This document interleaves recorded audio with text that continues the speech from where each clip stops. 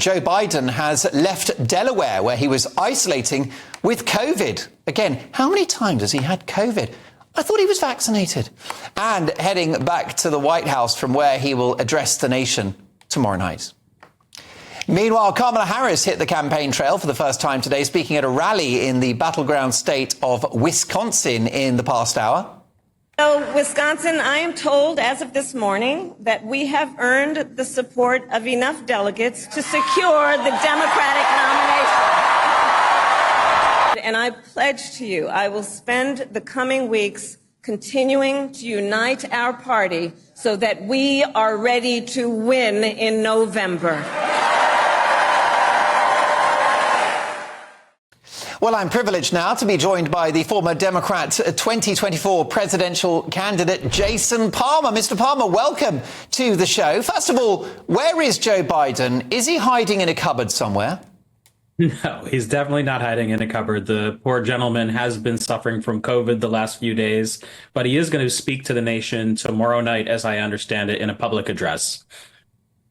Did you not find the announcement of his withdrawal from the contest unusual? It was done on Twitter, or X as it's now known. No photograph of him signing this resignation. No video footage. A complete mystery for many. Well, I think it's a very momentous decision. You know, 2 weeks ago, I had started a Pass the Torch petition on change.org. There were many others that were recommending that he pass the torch. The momentum was growing. This is the first time a U.S. presidential candidate has withdrawn from the race so late in the game. And honestly, I think, you know, he was sick and he didn't want to go on air. You know, he wants to be presidential. He wants to be statesmanlike. And I really do think what he's done, it took great courage. It was like George Washington when he passed the torch back in 1796. Yes, he always wants to come across well when he's on TV, although that hasn't aged brilliantly in recent weeks, has it? Now, Kamala Harris, Mr. Palmer, has negative poll ratings. This is a gift for Donald Trump, isn't it? Well, actually, there's a poll out in the last couple of days that has Kamala up 44 to 42% against Donald Trump in a two-person race. And then I saw the three-person race with RFK Jr., and she was actually up 4 percentage points. Now, that's still a national poll.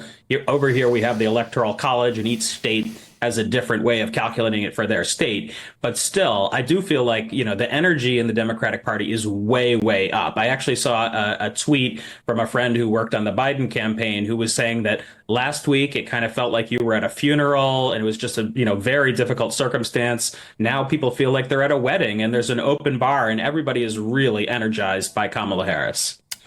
Meanwhile, eye-watering debt, raging inflation, certainly in recent months, wokery in America's public institutions, and an uncontrolled border invasion.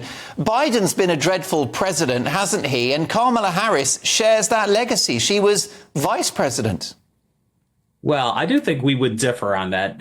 President Biden has actually passed some major pieces of historic legislation, a big infrastructure bill, which we've been talking about for a decade. He finally got it done. Something called the CHIPS Act, which reinvests in computer chips and AI and technology here at home. There have been some big successes under Biden's watch. But that said, you know, there has been a huge problem at the border. I wrote about that myself during the campaign trail. That was one of my major issues. I do think that's a weakness for Kamala, and she's going to need to develop a new set of plans there and distance herself from Biden on that issue.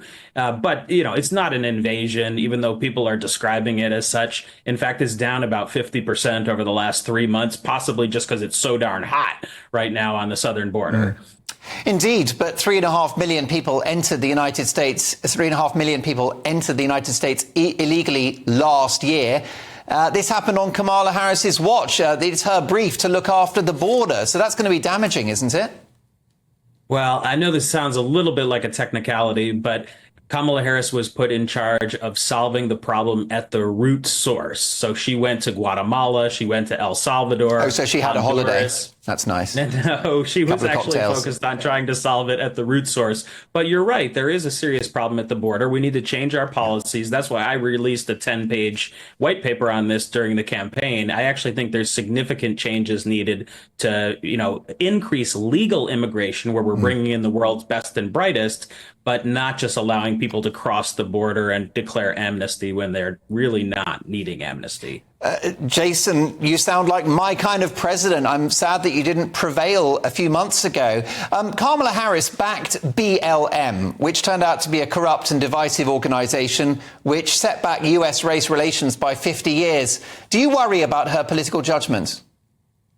No, I don't worry about her political judgment. She actually is a very strong candidate. She is the first candidate that I donated to back in 2020 when I looked back to see which candidates I had donated to. Ultimately, I supported President Biden, but Kamala Harris was the first candidate I donated to. A lot of people have this incorrect perception that she's extremely liberal, extremely progressive. She actually was an attorney general in California. She prosecuted many people. She put a number of criminals in jail. That was her prior job. And I don't think most people understand that her background is as a prosecutor. She also is of South Asian descent, so she's not just African American. She actually is Indian American. One of her parents is from Jamaica, so she's got quite a multi-ethnic background that I think is going to be interesting to see how America copes with that. Indeed, Jason, I've only got a couple of seconds, but here's a little clip reel that the team put together today of some of Kamala Harris's greatest hits, which I think will be leveraged by the Republicans. Take a listen. We did it. We did it, Joe. You're going to be the next president of the United States.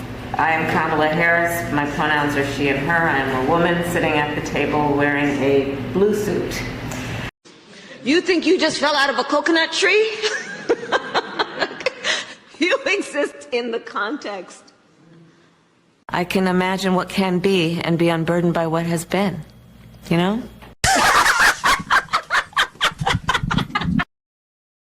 Jason Palmer, Kamala Harris is an embarrassing shambles, isn't she?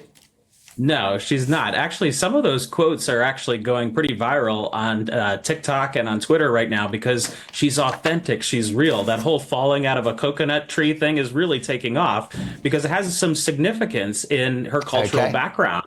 It actually means, you didn't just arrive here on day one with a blank slate. There's all this context that came before, whether that be Civil War, whether that be Jim Crow. I know you and I disagree, but I appreciate you bringing me on, Mark. This was fun. Jason Palmer, it's been a privilege to have you on the show. Really enjoyed our spirited debate. Do join us again soon. Former presidential candidate Jason